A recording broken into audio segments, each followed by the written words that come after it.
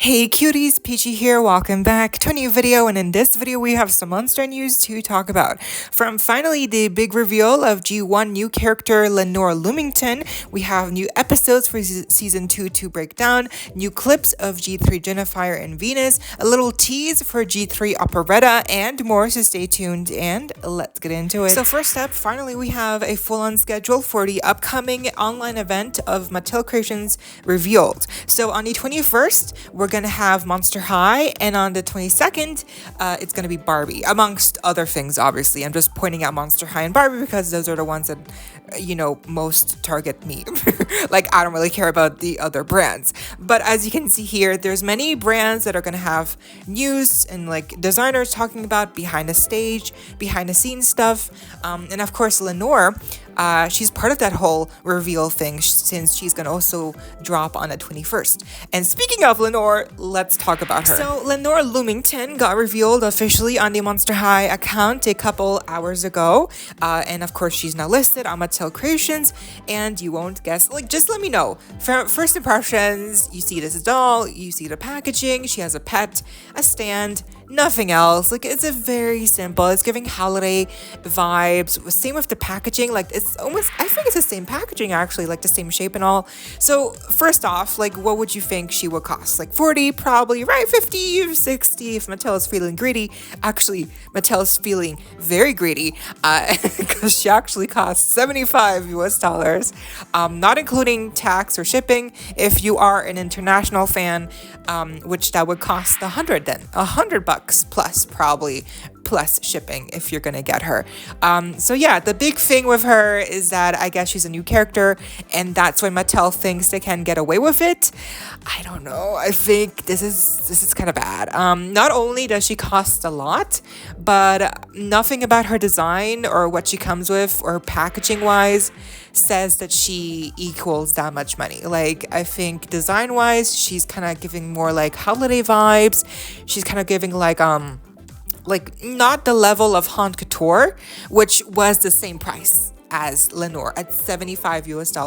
Haute Couture, they're not the same level. Haute Couture at least had very nice, unique packaging, a diary, a purse, fabric purse, real lashes, like actual good designs. And Lenore here only has a pet and a stand and like a purse and like earrings and a belt, and that's it. Like, her dress is one piece, the shoes are very simple, like she doesn't even, and here's the ironic thing, she's a new character. You would think they would include a diary for this new character, but nope, she does not include a diary. So, what? Okay, I mean, I guess we're just supposed to make up our own stories about her. Like, okay, I guess all we know about her is what it says on the back of the box. Which, by the way, the artwork on the back of the box looks very fan arty to me. Like, it does not look official. And at first I was like very, definitely like thrown off.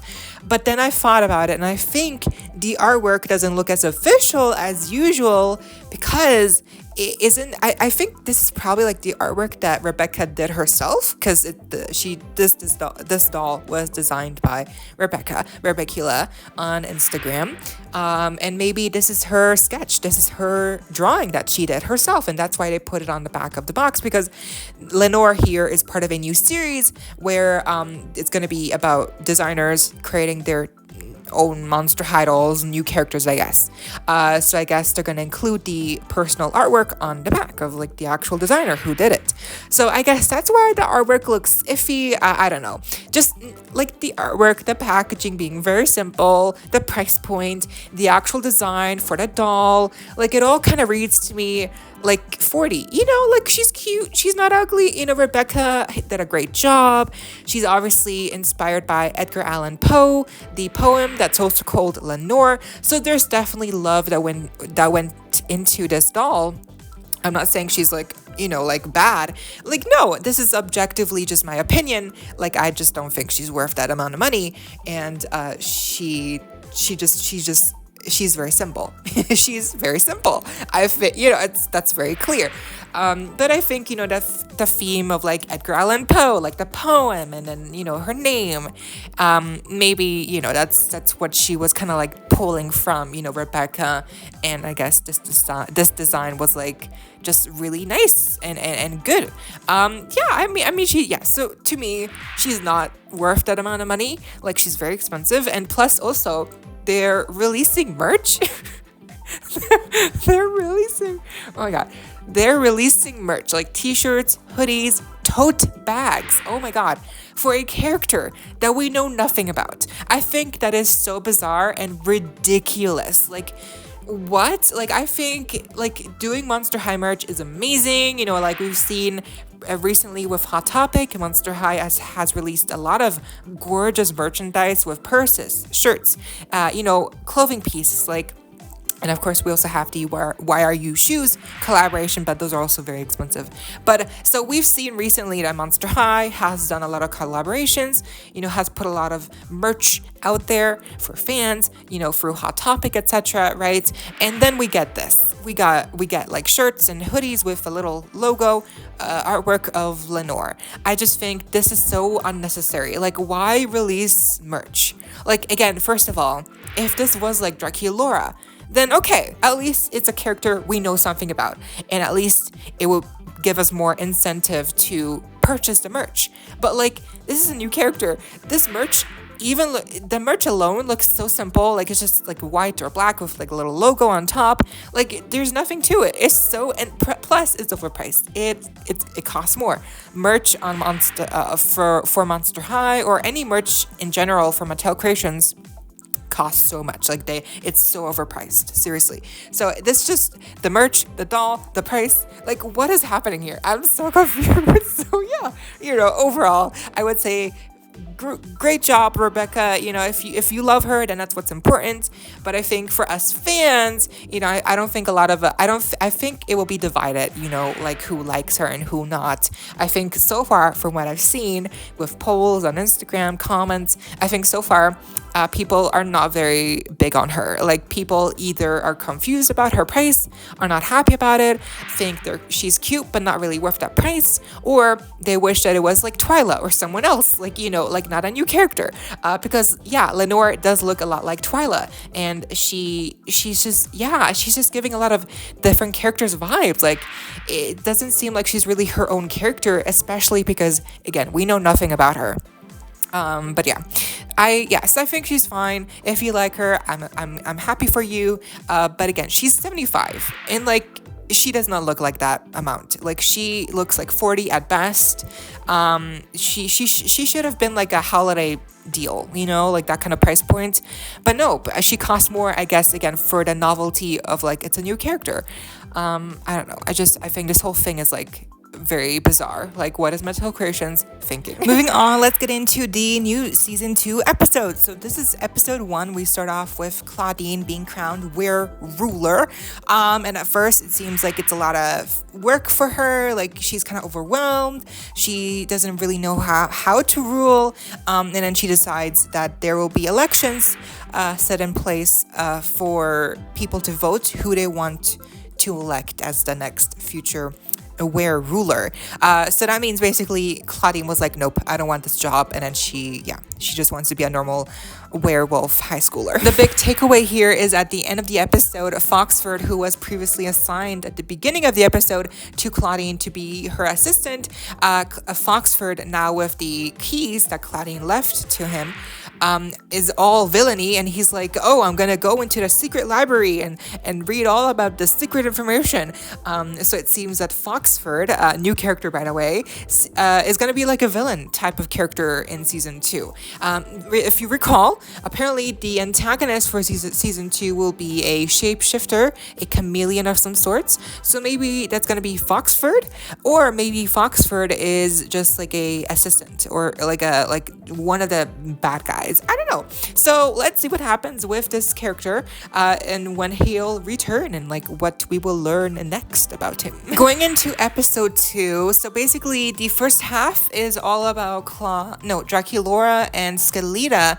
Draculaura is helping Skeleta out with her newfound hobby to do witchcraft. And it's interesting how, Skeleta does witchcraft is completely different than, how Draculaura does witchcraft. And that's kind of like how Draculaura first gets like really stumped, like as to had help Skeleta, because Draculaura learned witchcraft in a very specific way, and she's trying to impose those ways onto Skeleta, when really Skeleta's way to do witchcraft is just her own way, her unique way, which is she has to draw in her little notebook, and then whatever she draws becomes reality, or like, it's like her way to, make magic. So I thought it was very fun to see Skeleta, return in general, and then of course to see her interact with Draculaura and her doing magic. Like, I was like, okay, what? So Skeleta's a witch now, so that's fun. I'm glad we saw more of her, and hopefully we'll see more of her in the future, and then maybe even more characters who are taking up witchcraft and who can do witchcraft in different kinds of ways. So I think that's really fun. And the second half was all about Claude having to, celebrate Friday the 13th in a new way with the complete family now that they're all reunited than with just his mom, because obviously in Boheme it was just the two of them, and they would do things very specifically, and they had these specific traditions, but now that they're all together, they have to celebrate this day in a new way, and they have to make new traditions with the complete family. So it was very fun and very cute to see them, just basically the Wolf family having a little family episode. Very now fun. In the third episode, the first half, basically Cleo wants more views on her TikTok, so she switches with a evil twin version and gets trapped in a mirror. In the end, of course, she learns that views don't mean everything, and she has a cute little frappuccino date with Frankie. The big little takeaway from this episode is that Cleo mentions Caddy. Apparently Caddy left a comment under one of Cleo's TikToks. And so yeah, it's just a mention, but like still, so Caddy's coming. Caddy's in season 2. That's exciting. And the second half, we see Draculaura and Claude compete over who can get Mrs. O'Shriek to scare first, because Mrs. O'Shriek is a banshee, but she lost her shriek, and so there's a competition as to who can get her to get her scream back first. So Draculaura and Claude get all rivalry, but then at the end they work together to get Mrs. O'Shriek's shriek back. We also get a little Easter egg to Invisibility. Apparently Invisibility is in G3. He's canon, but we don't actually get to see him. He was invisible. Mrs. O'Shriek is like, I can smell you, Invisibility, and so we don't hear him. We don't get to see him, but he's there, I guess, in Monster High somewhere. Maybe we'll get to see him later on. But at the end, we also get to see Draculaura and Claude flirt a little bit. They're officially a couple now, so I do wonder when we'll get to see them go on a official date soon, because I think they're so cute together. Now, episode 4, the first half, came out last week, and the second half actually just came out today. So the first half is about Abby dealing with her power and trying not to freeze people. So she, at one point, she got overwhelmed and she got stressed and she accidentally froze some of her friends. And so she learned that when that happens, when her feelings get too much, or like she's feeling a lot and she's, like overwhelmed, she should not lie about it. She should not be like, I'm okay. She should be, honest about her feelings and tell her friends about it. And it was really fun to see Abby again, and obviously also Heath. They had a little moment, but I hope we get to see a lot more Abby, because I really like her character. And the second half, like I mentioned, came out just today, like a couple hours ago, I believe it aired.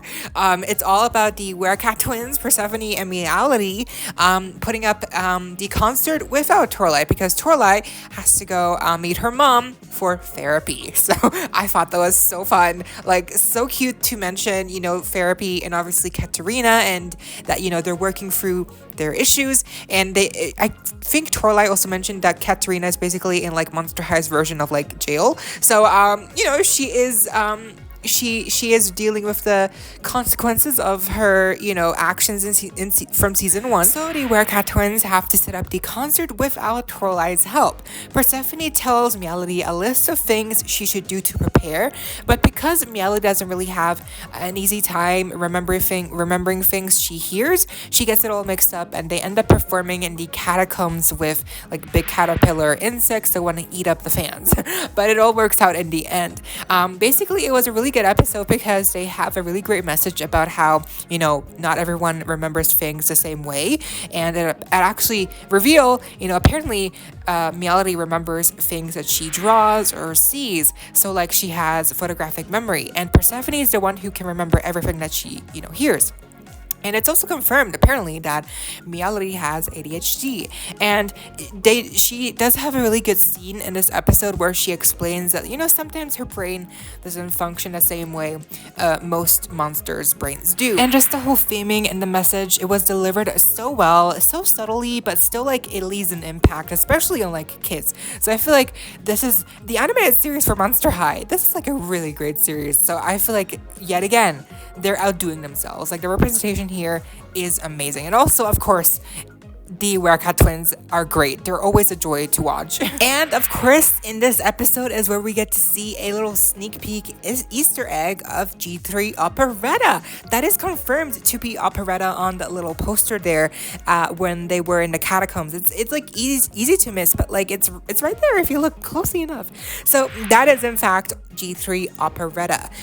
She's not in season 2, from what I know, not season 2, but this is a good Easter egg, and I guess like kind of like teaser for what we'll see perhaps in season 3. So I'm so excited. Hopefully that'll be also with alongside with Rochelle and Rebecca's return. I mean, who knows? Hold Tide. That would be so amazing. So I hope we get a bunch more returning characters in season 3. And of course, we're getting more new episodes this week. Mondays, Tuesdays, Wednesdays, and Thursdays. So today's episode was the Werecat twins, the second half of episode 4. It seems episode 5 will be the first half special of the Scared Eyes 2-parter. I'm not sure, but that'll be where we see Venus and Jennifer finally officially debut. And then the last episode this week will be a throwback memory, walk down memory lane, look at G3 babies, Draculaura and Heath. I don't know. We can see here they're toddlers, so I think this is either like like memories, like flashbacks, or it could be like a different dimension. Ooh, I don't know. I'm excited. They look so cute here. So these episodes just keep getting better. Speaking of Venus and Jennifer, we now know who's going to be voicing them respectively. So Anna Cathcart will be voicing Jennifer. Oh my gosh, I recognize her from the To All the Boys I Loved Before on Netflix. It's a trilogy, and then obviously she got her own spin-off series, Exo Kitty. She also played a character in the Descendants movies. I forget which one, but yeah, so she's been in stuff. And we also got a clip of her actually voicing Jennifer, and it doesn't really sound like Jennifer. It just sounds like her normal voice. So I don't know. I mean, I love her. I like the actress.